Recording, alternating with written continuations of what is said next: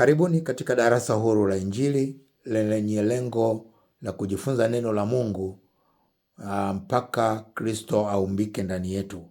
Kujifunza neno la Mungu mpaka kukua kufikia kwenye kimo cha utimilifu wa Kristo, hata kumfahamu sana mwana wa Mungu. Kusoma neno la Mungu mpaka kukua katika neema na katika kumjua. Kukua katika kusoma neno la Mungu na kuwa wadadisi kama watu wa Beroya ambao waliyachunguza maneno ya Mungu kwa kama yalivyo, yanavyosemwa ndivyo yalivyo. Darasa hili linapatikana katika chaneli ya Mwalimu Kimweri TV, na mwisho wa somo hili usisahau kusubscribe, kushare, kucomment na kulike, na Mungu akubariki. Tunaendelea na somo lenye kichwa kinachosema huwezi kumjua sana mwana wa Mungu kama huijui Biblia au huisome Biblia na kuijua kwa ujumla wake, na ikiwezekana kujua tofauti ya Agano la Kale na Agano Jipya. Na katika kichwa hiki tumekusudia kutumia siku 3. Siku ya kwanza imeshapita, ambayo tulijifunza maajabu ya Biblia. Kwa hiyo tunataka kuitazama Biblia kama Biblia.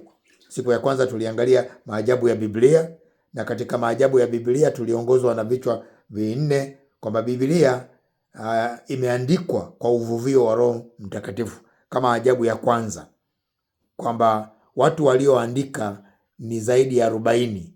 Waliandika kwa zaidi ya miaka 1600, lakini kwa ajili ya uvuvio wa Roho Mtakatifu inaonekana kama ni habari moja iliyoandikwa na mtu mmoja. Kuna muunganiko wa ajabu sana. Kwa hiyo inasababisha, maana hakuna kitabu ambacho kimeandikwa kwa miaka hiyo 1600 na watu zaidi ya 40, halafu kukawa na wazo moja kuu na mtiririko kama mtu mmoja aliyeandika. Ndio maana tunasema kwamba Biblia ni ajabu. Lakini pia ajabu ya pili, Biblia ni kitabu chenye historia inayovutia mno. Ajabu la 3, Biblia ni sauti. Biblia ina sauti ya Mungu iliyohifadhiwa kwenye maandishi.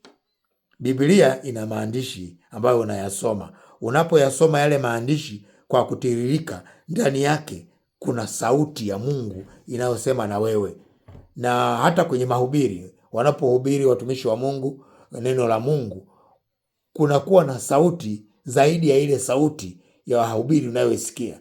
Ile ni sauti ya Mungu ambayo inasema na kila mtu kwa levo yake. Kila mtu kwa levo yake na akaelewa. Lakini ajabu ya Biblia ya 4 ni takwimu za Biblia ni za kushangaza mno.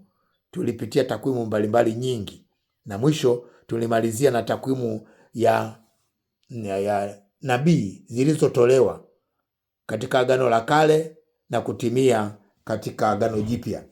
Leo tunaendelea na kichwa kidogo kinachosema Biblia ni kitabu cha maagano. Biblia ni kitabu cha maagano.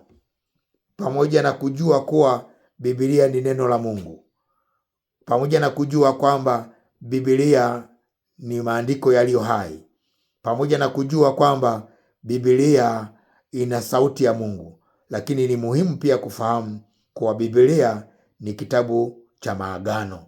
Ndani ya Biblia kuna maagano 7 na ambayo Mungu aliyaweka na wanadamu wa makundi mbalimbali kama tutakavyoona hapa chini. Lakini kabla ya kuanza, nitaka niongee mambo mawili. Jambo la kwanza, nitaka tufahamu agano ni nini. Agano ni mapatano baina ya mtu na mtu, au baina ya pande mbili au zaidi, ambao agano hilo linawafunga wote wawili. Hayo mapatano yanawafunga wote wawili, na hao watu, hayo makundi au hao watu wanaweza wakawa na hadhi tofauti. Agano linaweza ikawa kati ya mwanadamu na Mungu, kama maagano haya tutakayoyaona katika Biblia.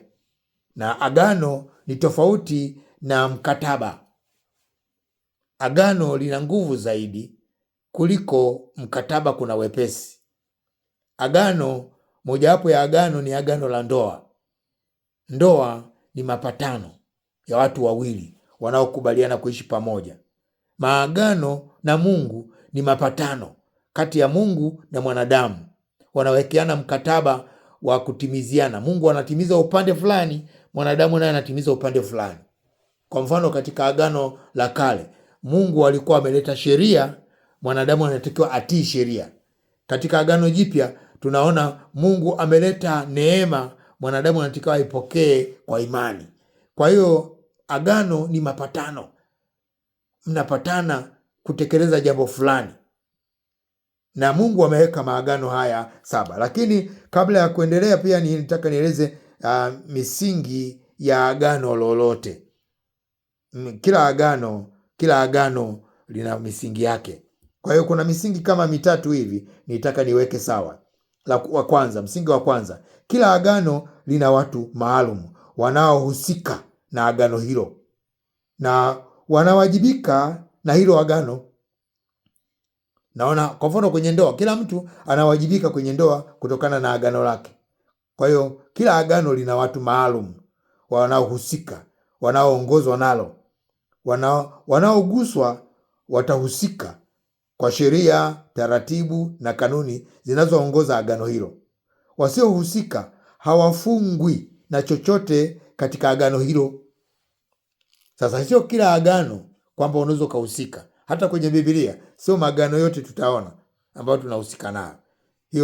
Huo ni msingi wa kwanza. Msingi wa pili ambao nataka kuufahamu ni kwamba katika kila agano kuna mfumo wa kutoa adhabu na thawabu, baraka na laana, unaowahusu wale wanaofungwa na agano hilo. Ukifungwa na agano husika, basi kama kuna adhabu utaipata, kama kuna baraka utaipata. Lakini kama hufungwi na agano hilo, hata kama sheria unaijua, hufungwi na laana au hufungwi na baraka. Jambo la mwisho ni kwamba jambo la muhimu pia la kukumbuka ni kuwa hakuna maagano zaidi ya moja yanayofanya kazi kwa wakati mmoja kwa watu hao hao. Agano lingine linapoanza hufanya lile la kwanza kufutwa, lakini haiwezi kutokea ukakamata maagano mawili ukaenda nayo sambamba. Ni kama kwenye ndoa, huwezi ukawa na ndoa na maagano ya watu wawili, haiwezekani. Unafunga moja, lingine kupokea moja, lile lingine linajifuta automatic. Kwa mfano, agano jipya lilipoingia lilifanya lile la kwanza kufutwa. Tunasoma neno la Mungu katika Waebrania 8:13. Kwa kule kusema agano jipya amelifanya lile la kwanza kuwa kuukuu. Lakini kitu kikianza kuwa kikuukuu na kuchakaa, kikaribu kupotea, kutoweka. Waebrania 10:9 ndipo aliposema, tazama nimekuja na kufanya mapenzi yako.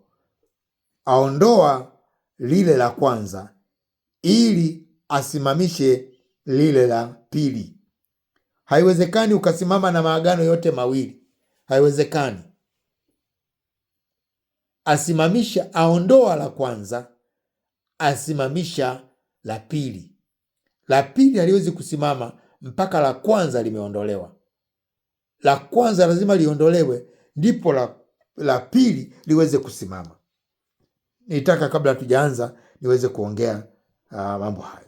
Sasa tuanze. Biblia inazungumzia juu ya maagano 7 tofauti. Biblia, pamoja na kwamba Biblia ni moja, lakini ndani yake inazungumzia juu ya maagano 7 kwa watu tofauti tofauti.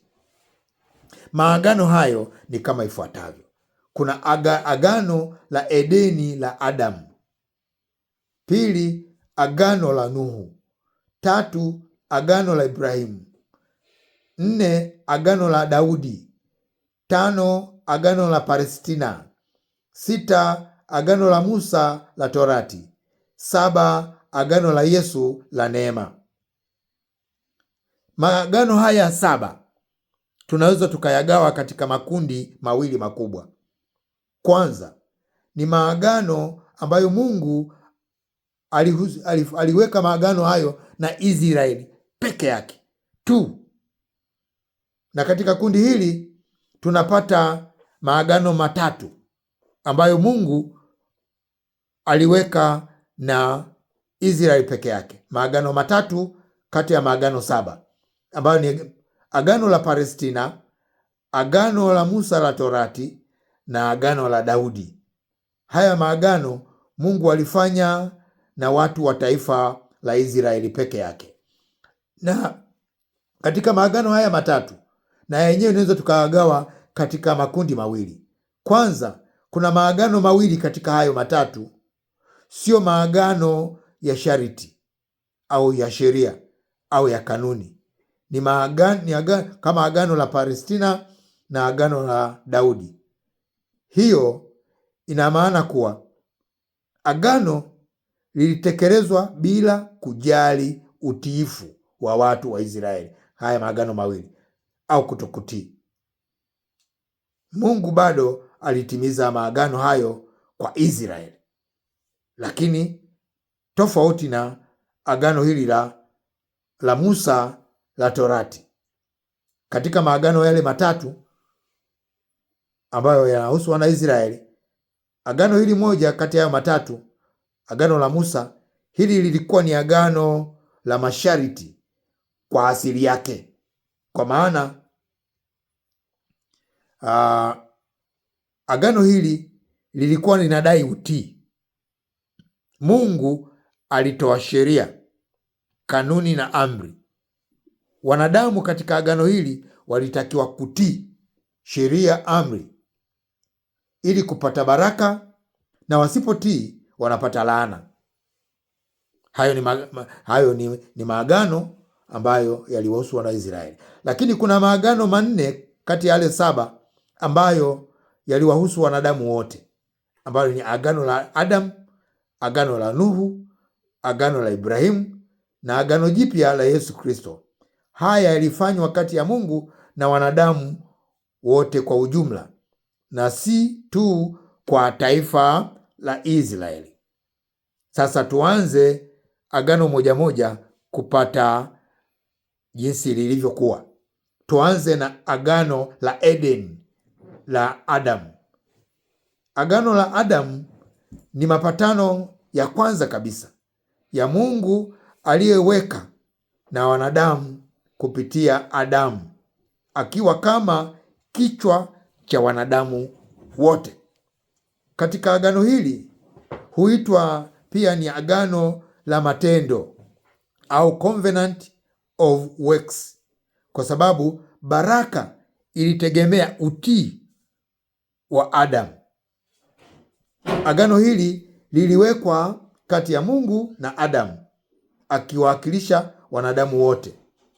Hawa au Eva alikuwa ndani ya Adamu wakati huo kisheria, na wanadamu wote pia walihesabiwa kuwa ndani ya Adamu katika agano hili.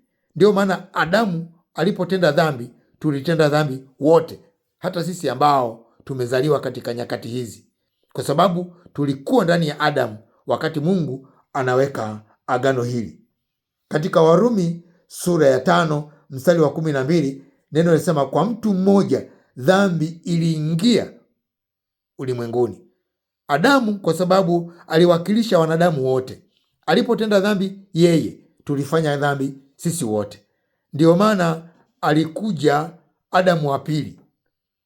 Adamu wa kwanza aliingiza dhambi ulimwenguni kwa kosa la mtu mmoja. Biblia katika Warumi sura ya 5, kwa kosa la mtu mmoja dhambi iliingia ulimwenguni, lakini kwa tendo moja la haki la Yesu Kristo tunahesabiwa haki bure. Kwa hiyo tumeona Mungu akaliweka mpango katika agano hili. Lakini agano hili la Adam lilihusisha mambo makuu mawili. Kwanza, agano hili lilihusu mamlaka ya mwanadamu juu ya uumbaji. Baada ya mwanadamu kuumbwa, alipewa mamlaka ya kutawala samaki wa baharini, ndege wa angani na wanyama, nchi yote pia. Kwa hiyo mwanadamu aliruhusiwa kutawala dunia katika maeneo matatu: bahari, anga na nchi au ardhi. Lakini mstari wa 28 hii tunaipata katika Mwanzo sura ya 1 mstari wa 26 hadi mstari ule wa 28. Utapata muda wa kusoma hadi 30. Lakini agano hili pia lilikuwa na component ya pili ambayo ilihitaji utii kamili wa Adamu kwa Mungu. Alipomwambia kwamba katika mstari sura ile ya pili, Mwanzo sura ya 2 mstari wa 16, Bwana Mungu akamwagiza huyo mtu akisema, matunda ya kila mti wa bustani waweza kula, walakini matunda ya mti ya ujuzi wa mema na mabaya usile, kwa maana siku utakapokula matunda ya mti huo utakufa hakika. Agano lile la Adamu lilikuwa na component hii ya pili, kwamba ilitaka utii wa Adamu katika agizo hili, kwamba amtii Mungu na aonyeshe huo utii katika maisha yake yote.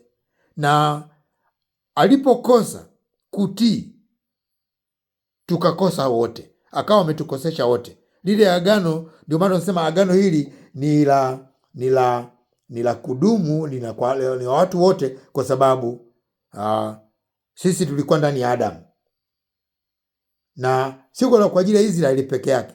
Hili agano alimuhusu Israeli, sawa, alikuwa ndani, lakini wakati huo taifa la Israeli lilikuwa halijaanza. Kwa hiyo ndio maana nasema kwamba agano hili la kwanza ambalo Mungu aliliweka lilisababisha au lilikuwa limetuhusu sisi sote. Katika Warumi sura ya 5 mstari wa 18 anasema, kwa kukosa mtu mmoja hukumu iliwajia wote, watu wote. Mstari wa 19, kwa kutotii kwa mtu mmoja wengi walifanywa wawe dhambi. Hii inaonyesha lile agano lilihusu sisi wote. Ndio maana dhambi ya Adamu inatutesa mpaka leo. Kwa hiyo Adamu alikuwa ni kichwa cha agano la kwanza. Yesu Kristo ni kichwa cha agano jipya. Adamu wa kwanza ni kichwa cha kwanza, ambayo agano la Adamu lilileta mauti, lakini Yesu Kristo, agano la Kristo lilileta uzima. Kwa hiyo agano hili liliwahusu wanadamu wote na vizazi vyote. Agano la pili ni agano la Nuhu. Katika agano la Nuhu, Biblia maelekezo yanasema kwamba agano hili la Nuhu ni agano la pili katika Biblia baada ya agano la Adamu. Ni agano la neema na ahadi. Linafanana sana kwa namna moja au nyingine na agano la Yesu Kristo. Hili lilikuwa ni agano la neema na ahadi, ambapo Mungu aliahidi kuhifadhi ulimwengu licha ya dhambi ya mwanadamu. Tunalipata katika Mwanzo sura ya 6 hadi sura ya 9. Agano la Nuhu halikuwa la amri, halikuwa la sheria wala masharti kati ya Mungu na Nuhu, hata kwa binadamu kwa ujumla. Baada ya gharika, Mungu aliahidi mwanadamu kwamba hawezi kuiharibu tena dunia kwa mafuriko. Ukisoma hasa katika Mwanzo sura ya 9 utapata hiyo habari. Mungu alitoa upinde wa mvua kama ishara ya agano, ahadi ya mwanadamu ya kwamba dunia nzima haitakuwa tena na mafuriko na kuweza kuiangamiza. Tunasoma habari hizo katika Petro wa pili sura ya 2 mstari wa 5. Wala hakuuachia ulimwengu wa kale, bali alimhifadhi Nuhu na wajumbe Nuhu mjumbe wa haki na watu wengine 7 hapo walipoleta gharika juu ya ulimwengu wasiomcha Mungu. Agano hili linahusu wanadamu wote na vizazi vyote. Lilikuwa kati ya Mungu na Nuhu na viumbe vyote vilivyo hai na wanadamu wote. Agano la Nuhu lilihusu mambo makuu yafuatayo. Kwanza, lilihusu ahadi ya kutoharibu dunia kwa gharika tena. Mungu aliahidi kutotumia tena gharika au maji kuweza kuiharibu dunia. Tunasoma Mwanzo sura ya 9 mstari wa 11. Na agano langu nitalithibitisha nanyi, wala kila chenye mwili hakitafutwa tena kwa maji ya gharika, wala hakutakuwa tena gharika baada ya hayo kuiharibu nchi. Jambo la pili, agano hili lilihusu jambo la pili, kwamba uhifadhi wa mpangilio wa dunia, mzunguko wa uhai utaendelea. Mwanzo 8:22. Muda nchi idumupo, majira ya kupanda na kuvuna, wakati wa baridi na wakati wa hari, wakati wa kaskazi na wakati wa kusi, mchana na usiku havitakoma. Agano hili pia lilithibitisha hilo. Jambo la tatu, agano hili liliweka thamani ya uhai wa mwanadamu. Mungu alisisitiza kwamba damu ya mwanadamu ni takatifu. Mwanzo 9:6. Atakaye mwaga damu ya mwanadamu, damu yake huyo itamwagwa na mwanadamu, maana kwa mfano wake Mungu alimfanya mwanadamu. Jambo la tatu. Jambo la 4 katika agano hili ni ruhusa ya kula nyama. Ruhusa ya kula nyama ilitolewa katika agano hili.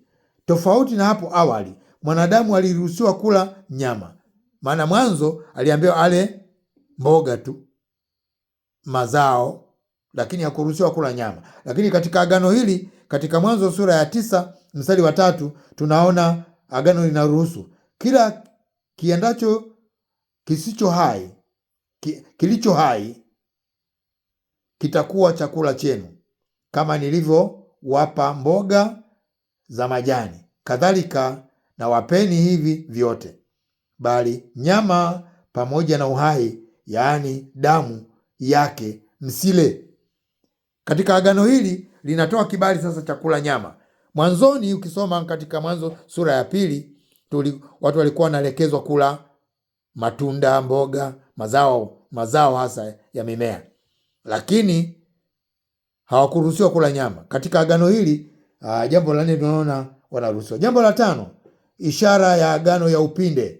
Ishara ya agano ni upinde wa mvua. Upinde wa mvua uliwekwa kama ishara ya kudumu ya agano, na ndio maana tunasema kwamba agano hili lina kudumu, kwa sababu kila tunapoona ule upinde tunakumbushwa hili agano, kwamba Mungu hatateketeza tena dunia kwa maji. Mwanzo sura ya 9 mstari wa 12. Mungu akasema, hii ndiyo ishara ya agano niliyoifanyayo kati yangu na ninyi na kila kiumbe hai kilichoko pamoja nanyi kwa vizazi vyote hata milele. Mstari wa 13. Mimi nauweka upinde wangu wa winguni, nao utakuwa ni ishara ya agano kati yangu na nchi. Kitu kingine tunachokiona, agano hili lilihusu wanadamu wote, sio taifa la Israeli. Kwa nini? Kwa sababu Israeli alikuwa bado hawajakuwepo. Agano hili lilifanywa kabla ya Ibrahimu. Tunaposoma katika Mwanzo sura ya 9 mstari wa 16, Biblia inasema, basi huo upinde utakuwa winguni, nami nitauangalia nipate kukumbuka agano la milele lililoko kati ya Mungu na kila kiumbe hai katika dunia.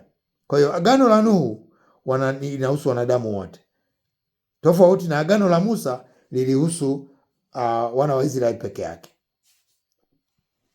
Agano la Nuhu halikuvunjwa, ndio maana nikasema kwamba ni la milele. Mungu hakulitengeneza agano hili kuwa la muda, bali lilikuwa ni agano la muda mrefu. Agano la tatu, agano la Ibrahimu. Agano la Ibrahimu. Agano la Ibrahimu ni agano la ahadi na neema. Agano la Ibrahimu lilijikita kwenye ahadi na neema. Mungu aliweka agano hili na Ibrahimu, ikiwa agano hili ni msingi wa mpango wa wokovu katika Kristo Yesu. Agano hili halikutegemea sheria, Torati, au halikutegemea matendo ya Abrahamu, bali imani yake Ibrahimu. Msingi wa kimaandiko ni Mwanzo sura ya 12, 15, 17 na 22. Agano hili liliwekwa kati ya Mungu na Ibrahimu na uzao wake kwa viwango tofauti tofauti. Mwanzo sura ya 17 mstari wa 7.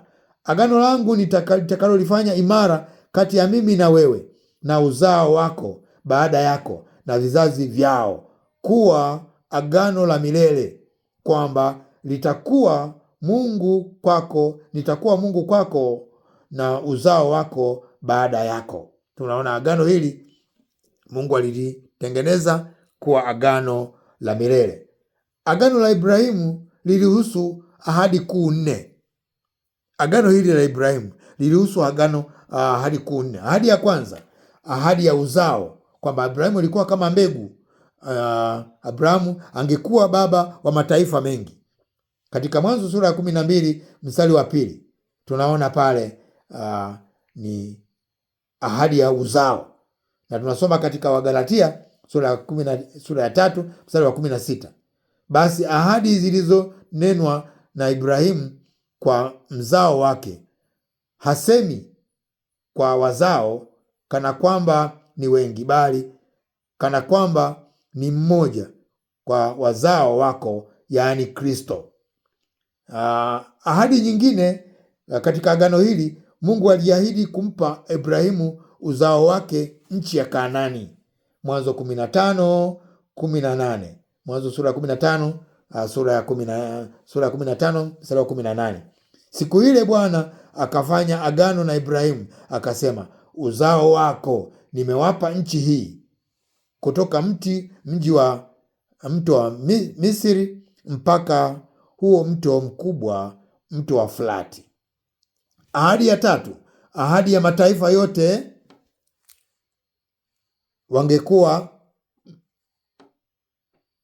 wangebarikiwa kupitia Ibrahimu.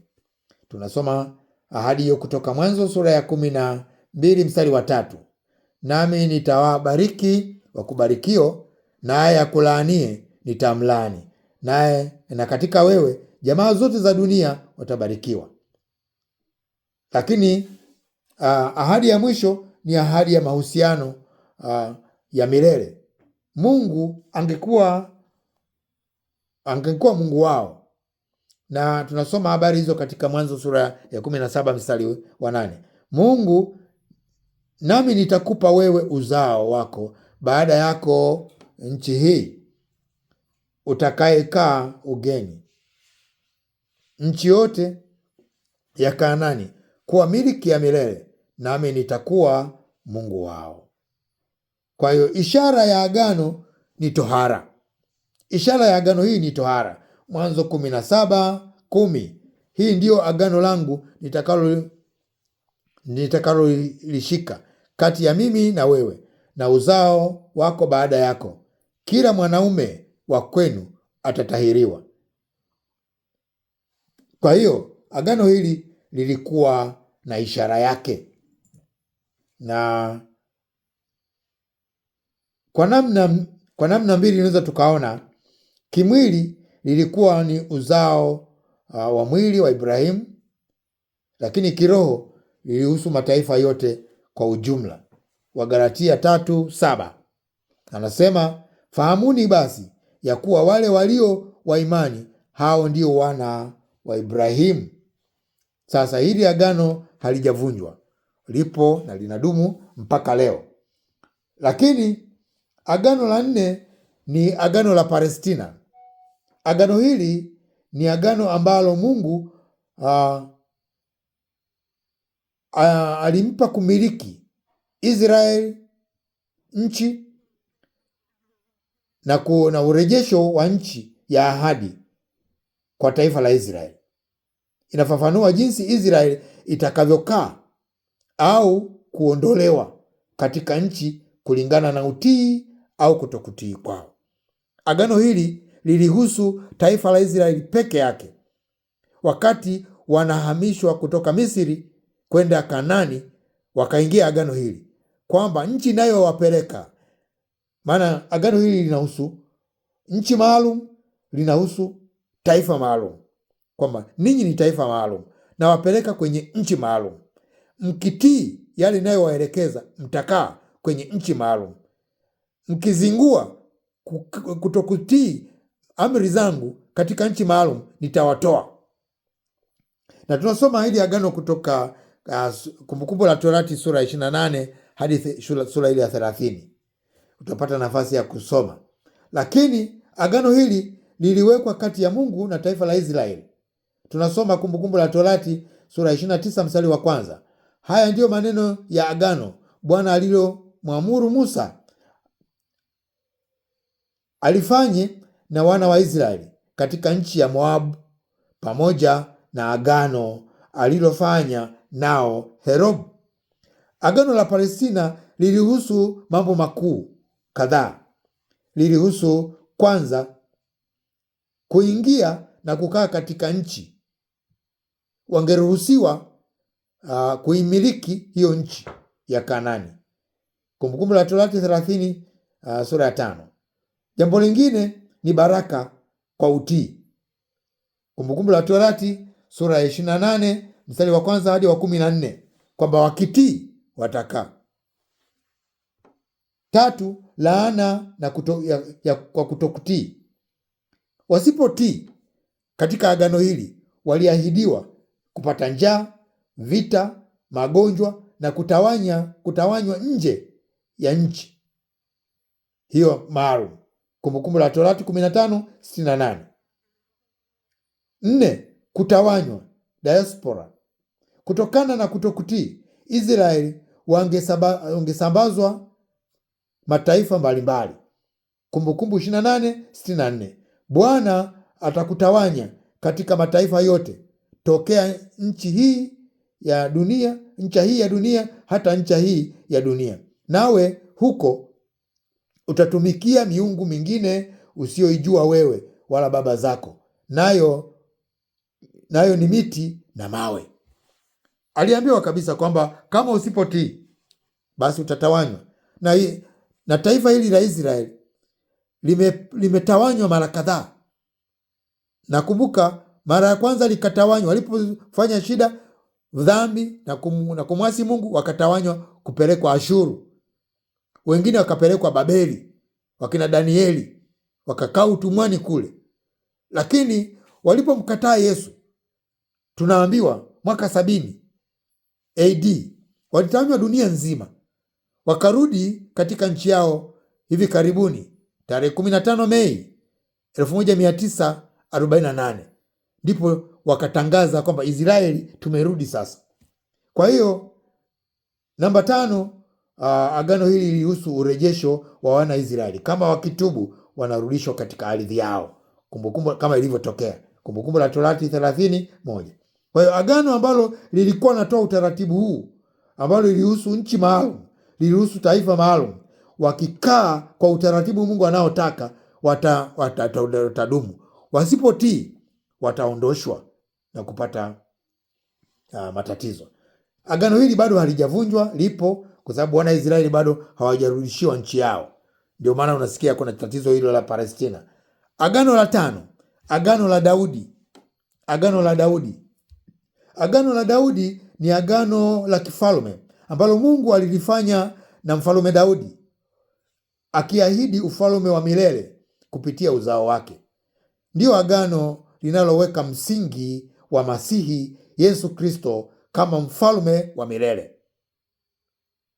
Ni agano tunaloweza kulisoma katika Samueli wa pili sura ya 7 mstari wa 8 hadi wa 16. Basi nawaambia watumishi wangu Daudi maneno haya. Sasa utasoma pale, ni sehemu ndefu kidogo, lakini Zaburi ya 89 mstari wa 3 hadi wa 4, halafu mstari wa 34 hadi 37, neno linasema hivi: nimefanya agano na mteule wangu, nimemwapia Daudi mtumishi wangu, wazao wako nitafanya imara milele, nitajenga kiti chako cha enzi hata milele. Mstari wa 34, mimi sitalihalifu agano langu, sitaharibu, sitabadili neno nililotoa mdomoni mwangu. Neno moja nimeliapa kwa utakatifu wangu, hakika sitamwambia Daudi uongo. Wazao wake watadumu milele, na kiti chake kitakuwa kama jua mbele zangu, kitathibitika milele kama mwezi, shahidi aliye mbinguni na mwaminifu. Unaona agano hili ambalo Mungu alijikomiti kwamba itakuwa ni agano la milele kwa Daudi. Luka 1:32 anasema huyu atakuwa mkuu, Yesu sasa atakuwa mkuu, ataitwa mwana wa aliye juu, na Bwana Mungu atampa kiti cha enzi cha Daudi baba yake. Ataimiliki nyumba ya Yakobo hata milele, na ufalme wake utakuwa hauna mwisho. Agano hili lilikuwa kati ya Mungu na Adam na Daudi na uzao wake. Tunasoma hivyo katika Samueli wa pili 7:12 kama tulivyoona. Agano la Daudi lilihusu ahadi kuu 3. Kwanza, kiti cha enzi cha milele, ufalme wa Daudi usiokoma. Samueli wa pili sura ya 7 mstari wa 16. Pili, uzao wa kifalme, maisha yangekuja kutoka ukoo wa Daudi. Masihi anatabiriwa kuja kutokea katika ukoo wa Daudi. Yeremia 23:5. Yohana 1, Mathayo sura ya 1 mstari wa 1 anasema kitabu cha ukoo wa Yesu Kristo, mwana wa Daudi, mwana wa Ibrahimu. Ufalme wa haki na amani. Isaya 9:6. Agano hili lilihusu Israeli tu na wanadamu wote. Kihistoria au kitaifa lilihusu Israeli, lakini kimasihi au kidunia linahusu wanadamu wote.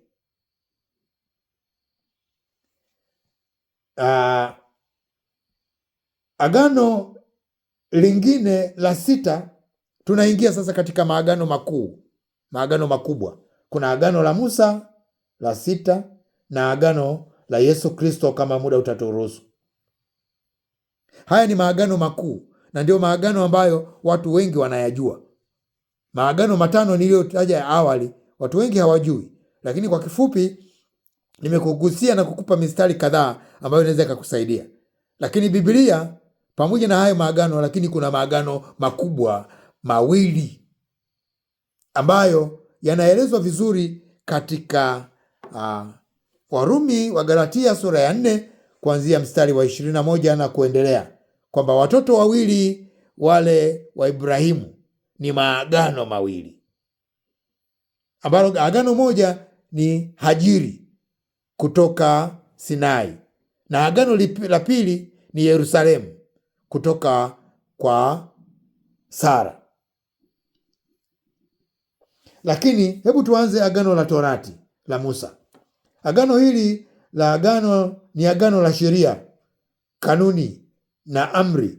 Agano hili aliloliweka Mungu kupitia Musa baada ya kuwatoa wana Israeli Misri, iliweka mfumo wa maisha, ibada na haki kwa taifa la Israeli kupitia kanuni, sheria na amri. Tunasoma Kutoka sura ya 24 mstari wa 5 hadi ule wa 8. Akapeleka vijana wa wana wa Israeli waliotoa sadaka za kuteketezwa, wakamchinjia Bwana sadaka za amani za ng'ombe. Musa akatoa damu ya nusu ya ile damu, akaitia katika bakuli, na nusu ya ile damu akainyunyiza juu ya madhabahu. Kisha akatoa kitabu cha agano akakisoma masikioni mwa watu. Wakasema, hayo yote aliyoyanena Bwana tutayatenda, nasi tutayatii. Wanakubaliana na hilo agano, wanatia sahihi, wanakubaliana. Mstari wa 8, Musa akatoa ile damu akainyunyizia watu, akisema, hii ndiyo damu ya agano alilolifanya Bwana pamoja nanyi katika maneno haya yote. Kwa hiyo lile agano lilifungwa Sinai kwa maneno haya, kwa kutumia kitabu cha agano na damu ya agano. Na agano hili liliwekwa kati ya Mungu na taifa la Israeli tu. Kumbukumbu la Torati 19:5. Sasa basi, ikiwa mtatii sauti yangu kweli kweli na kulishika agano langu, hapo ndipo mtakapokuwa tunu kwangu kuliko makabila yote ya watu. Tunu kwangu kuliko makabila ya watu wote. Kuwa tunu kwangu kuliko makabila yote ya watu, maana dunia yote pia ni mali yangu, nanyi mtakuwa kwangu ufalme na makuhani na taifa takatifu. Hayo ndiyo maneno nitakayowaambia wana wa Israeli. Kwa hiyo agano hili ni kwa ajili ya taifa moja tu. Kila kilichoandikwa, iwe amri, iwe sheria, iwe kanuni, iliwahusu taifa moja tu, na sisi mataifa hatutambuliki katika hili. Agano la Musa lilihusu maeneo makuu matatu. Kwanza, sheria ya maadili, moral law, ambazo ni zile amri 10 kutoka sura ya 20 kuanzia mstari wa 1 hadi 17. Jambo la pili lilihusu sheria za ibada, ceremonial law, ambapo ilikuwa inaweka taratibu za sadaka, ukuhani, sikukuu, hema ya kukutania, Walawi sura ya 1 hadi sura ya 7. Na mwisho sheria za kijamii au kiraia, civil law, haki, adabu, maisha ya jamii ya wana Israeli, kutoka sura ya 21 hadi 23. Madhumuni ya agano hili yalikuwa matatu. Dhumuni la kwanza ni kuonyesha dhambi ni nini. Dhambi ni nini? Agano hili, soma kuanzia Mwanzo mpaka Malaki, linaonyesha tu kwamba ni dhambi ni nini, bila kuonesha unatokaje kwenye dhambi hiyo. Hiyo ilikuwa dhumuni la kwanza. Dhumuni la pili ni kuwatenga Israeli kama taifa takatifu, na walikuwa na wivu na Mungu wao kweli kweli. Ndio maana ukisoma katika Waefeso anasema Yesu alivyokuja alikibomoa kiambaza kilichotutenga sisi na Israeli. Ukisoma katika Yohana, yule mama Msamaria alisema Wayahudi hawachangamani na Wasamaria. Hawakukubali kuchangamana na watu ambao ni wa mataifa, hawakukubali kabisa. Kwa hiyo hili agano liliwatenga, na sisi hatukutambulika kabisa. Ndio maana wanaojipendekeza katika agano hili ni kwa hasara yao. Agano hili halikututambua tangu mwanzo. Yesu alipokuja, ndio maana akatuletea agano jingine, agano jipya ambalo linawatambua mataifa. 3, agano hili lilikuwa linaandaa njia ya Masihi. Haya ndio yalikuwa madhumuni. Ukisoma katika Wagalatia 3:24 anasema sheria au Torati ilikuwa ni mlezi au kiongozi kutuleta kwa Kristo. Tukifika kwa Kristo hatuna haja ya kiongozi, hatuna haja tena ya Torati. Ilikuwa inatuandaa tu kutuleta kwa Kristo. Agano hili la Israeli ilikuwa kwa Israeli tu, wala si kwa wanadamu wote, kwa sababu lilipewa taifa maalum, liliambatana na nchi ya Kanani, liliambatana na hekalu. Mahali penye hekalu, Kanaani, nchi maalum kwa taifa maalum. Wao ndio waliohusika na hili agano. Zaburi ya 147 mstari wa 17 anasema, hukumhubiri Yakobo neno lake, na Israeli amri zake na hukumu zake. Mstari wa 20, hukulitendea taifa lolote mambo kama hayo ya amri, sheria, wala hukumu zake hawakuzijua. Haleluya! Hata hivyo, kanuni za kimaadili zinafundisha wanadamu wote, lakini agano lenyewe ni la Israeli. Kuna mambo kule sawa unaweza ukajifunza, lakini agano lenyewe ni la Israeli. Agano hili lilivunjwa, halipo. Hata kama unalibabatiza na kulifanya lirudi, halipo. Kwa nini? Kwa sababu wana wa Israeli wenyewe walilivunja. Moja. Pili, agano hili pamoja na kulivunja, tunasoma hayo katika Yeremia 31 mstari wa 32. Anasema, si kwa mfano wa agano lile nililolifanya na baba zao katika siku ile nilipo washika mkono ili kuwatoa katika nchi ya Misri, ambao agano langu hilo walilivunja. Agano langu walilivunja, ingawa nalikuwa mume kwao, asema Bwana. Mungu anaeleza sababu ya kuleta agano jipya. Yeremia 31 mstari wa 31, Mungu anatangaza agano jipya. Yeremia 31:32, Mungu anatoa sababu kwa nini analeta agano jipya. Analeta agano jipya kwa sababu lile la kwanza walilivunja, na agano jipya analiweka katika Yesu Kristo, ambaye alipokufa pale msalabani aliigongomelea torati na kuifutilia mbali. Ukisoma katika Wakolosai sura ya 2 mstari wa 14. Kwa hiyo kuvunja amri za Mungu, kuabudu sanamu, kukataa manabii, kususia Mungu mara kwa mara, haya mambo yalisababisha walivunja hilo agano. Mungu akaamua kuanzisha agano jipya. Matokeo ya kuvunja yalikuwa ni laana badala ya baraka. Mahusiano wakapelekwa katika uhamisho, wakapelekwa Ashuru na Babeli, na taifa baadaye likahukumiwa. Kwa hiyo agano la Musa ilikuwa ni agano la sheria na masharti.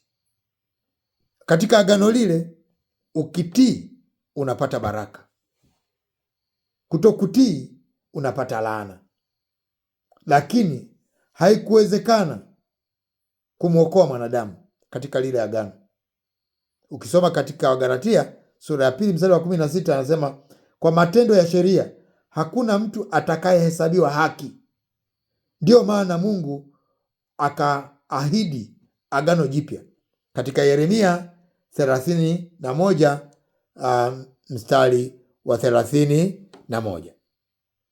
Natamani agano la 6 la neema la Yesu Kristo tufanye kesho au kipindi kinachofuata, kwa maana tutaongeza siku. Lakini nimalizie tu kwa kusisitiza kuwa agano hili la Musa la Torati tusijisahaulishe, pamoja na kwamba liko kwenye Biblia moja. Najua tumepata mafundisho mengi ambayo yanasisitiza matumizi ya agano jipya, ya agano la kale, na mtu anayefundisha kama mimi umuhimu wa agano jipya na kuliacha agano la kale inaonekana ni kama msaliti. Lakini niseme tu, ninaposema agano jipya sina maana ya vitabu vyote 39 kutoka Mwanzo hadi Malaki. Hapana. Ninaposema agano la kale, nina maana ni yale mapatano yaliyofanyika katika mlima Sinai, katika Kumbukumbu la Torati sura ya 24 mstari wa 6 hadi wa 8. Hilo ndio agano la kale ambalo lina kitabu cha agano, lina damu ya agano. Kitabu cha agano ni vile vitabu vya Torati, kuanzia Mwanzo, Kutoka, Mambo ya Walawi, Hesabu na Kumbukumbu la Torati. Hivyo ndio Torati. Hilo ndio agano la kale, ndilo ambalo lilifutwa. Lakini sina maana ya kutoka Mwanzo mpaka Malaki. Kuna vitu kule unatakiwa kujifunza, lakini hili agano la kale tunatakiwa kulitumia kama mfano. Ukisoma katika Wakorinto wa kwanza sura ya 10 kuanzia mstari wa 5 hadi wa 9, anasema mambo hayo ya agano la kale yaliandikwa kwa mfano, kuwa illustration. Agano la kale, sisi wa agano jipya tunatakiwa kulitumia kama mfano, kwa mfano. Lakini agano jipya linajitegemea na lenyewe lina vitabu vya agano ambalo ni Injili zile 4. Ndio msingi wa agano jipya, ndivyo vitabu vya agano, na damu ya agano ni damu ya Yesu Kristo, kama tunavyosoma katika Luka sura ya 20. Kwa hiyo ninaposema agano jipya, sina maana ya kutoka Mwanzo, kutoka kitabu kile cha Mathayo hadi Ufunuo. Hapana. Ninaposema agano jipya, nina maana ni ule mkataba ulioingiwa kati ya Mungu na mwanadamu kupitia Yesu Kristo katika Luka sura ya 22, na mkataba ule unawahusu wanadamu wote, na vitabu vya agano ni Injili zile 4: Mathayo, Marko, Luka na Yohana. Vile ndio vitabu vya agano, vikipitiwa sapoti na Matendo ya Mitume pamoja na zile nyaraka. Sasa kwa maana hiyo, agano la kale tunatakiwa tulitumie for illustration, kama kielelezo, kwa mfano. Lakini maelekezo ya kutendea kazi na kuyaishi tunatakiwa tuchukue katika agano jipya. Kwa hiyo tunasema agano la kale is for illustration, lakini instruction tunaipokea kutoka katika agano jipya. Ukristo umezaliwa kwenye agano jipya, unakuzwa na agano jipya. Thawabu za agano jipya ndizo ambazo Mkristo anatakiwa kuzifuata na kuzipata. Ahadi za agano jipya tunaambiwa ni bora zaidi, ahadi bora zaidi, zenye mdhamini aliye bora zaidi. Kwa hiyo Mkristo anatakiwa kuishi Kikristo kwa kufuata agano jipya. Na tatizo, Wakristo wanapoishi kwa kufuata agano la kale, tatizo linalojitokeza ni kwamba Ukristo unakuwa mgumu. Ukristo unakuwa mgumu sana ukichanganya na sheria. Ukristo unakuwa mgumu sana ukichanganya na amri. Ukristo unakuwa mgumu sana, hauwezekani ukichanganya na Torati. Siku moja wanafunzi wakamwambia, kama ndivyo, nani atakayewezekana, atakayeokoka? Yesu akajibu, lisilowezekana kwa mwanadamu linawezekana kwa Mungu. Lakini Yesu alisema kwenye Injili kwamba mjifunze kwangu, kwa maana mimi ni mpole na mnyenyekevu wa moyo, nanyi mtapata raha nafsini mwenu, kwa kuwa mzigo wangu ni mwepesi, nira yangu ni laini, na mzigo wangu ni mwepesi. Wewe unajifunza kwa nani? Unajifunza kwa Ibrahim? Unajifunza kwa Musa? Unajifunza kwa Yoshua?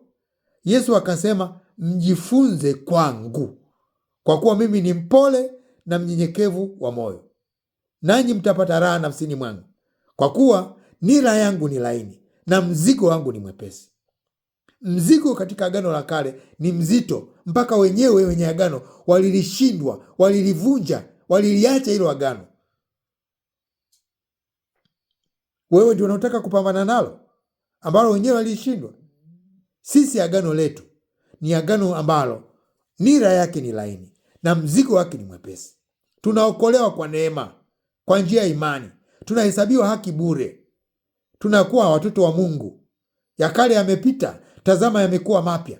Kwa kumwamini Yesu Kristo tunapata ukombozi. Kwa kumwamini Yesu Kristo tunapata utakaso. Kwa kumwamini Yesu Kristo tunahesabiwa kuwa wana wa Mungu. Kwa kumwamini Yesu Kristo tunakuwa warithi wa Mungu. Agano jipya na neema yake linatosha, wala hahitaji msaada wa agano lingine lolote. Kesho nayo ni siku. Tutaendelea na kutafakari kwa kirefu zaidi kwa habari ya agano jipya, agano la Yesu Kristo, agano la neema, na hapo utapata picha. Kumbuka, Ukristo umezaliwa katika agano jipya.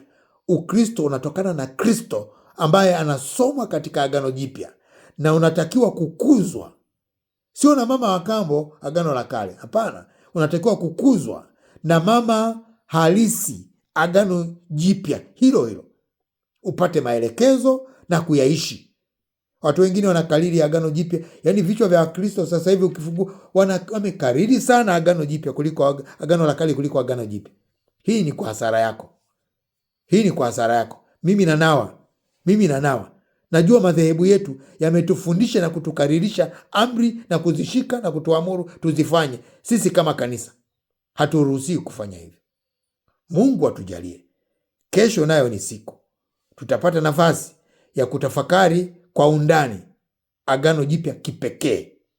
Muda mrefu wote tutazungumza agano jipya ili tulishibe na kulielewa kwa mapana na marefu yake.